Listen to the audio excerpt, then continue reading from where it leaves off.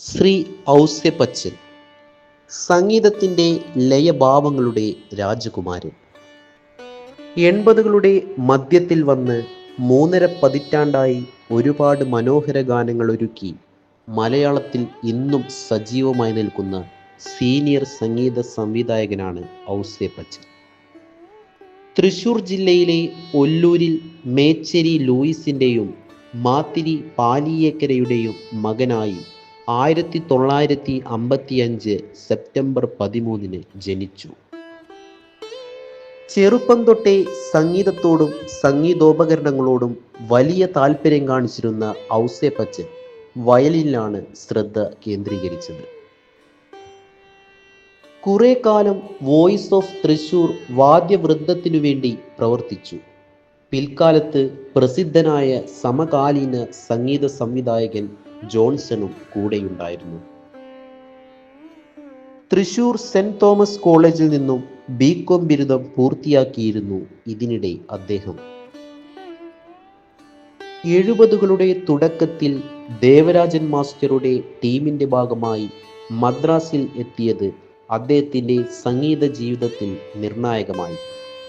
തുടർന്നു വന്ന വർഷങ്ങളിൽ ദേവരാജൻ, ഇളയരാജ അടക്കം തെന്നിന്ത്യയിലെ എല്ലാ മുൻനിര സംഗീത സംവിധായകർക്ക് വേണ്ടിയും വായിക്കുന്ന വളരെ തിരക്കേറിയ വയലിനിസ്റ്റായി മാറുകയായിരുന്നു. 1978 ഭരതൻ സംവിധാനം ചെയ്ത ആരവം എന്ന ചിത്രത്തിൽ പശ്ചാത്തല സംഗീതം ഒരുക്കിക്കൊണ്ടാണ് അദ്ദേഹവും ജോൺസണും സംഗീത സംവിധായകരായി സിനിമയിൽ അരങ്ങേറുന്നത്. അതിൽ ഒരു വയലിനിസ്റ്റ് വേഷവും അവതരിപ്പിച്ചു അദ്ദേഹം. 1983 ഭരതന്റെ ഈണം എന്ന ചിത്രത്തിന് പശ്ചാത്തല സംഗീതം പകർന്നു സ്വതന്ത്ര സംഗീത സംവിധായകൻ ആയി. തുടർന്ന് വയലിൻ പിന്നണി വാദനവും പശ്ചാത്തല സംഗീതം ഒരുക്കലുമൊക്കെയായി മുന്നോട്ട് നീങ്ങിയ അദ്ദേഹത്തെ ആദ്യമായി പാട്ടിന് സംഗീതമൊരുക്കുവാൻ അവസരം നൽകിയതും ഭരതനാണ്. തൻ്റെ ഇഷ്ടവാദ്യോപകരണമായ വയലിൻ തന്നെ കഥാതന്തു ആയ 1985 പുറത്തിറങ്ങിയ കാതോടു കാതോരം എന്ന ചിത്രത്തിലൂടെ സ്വതന്ത്ര ഗാന സംഗീത സംവിധായകനായി മാറി അദ്ദേഹം.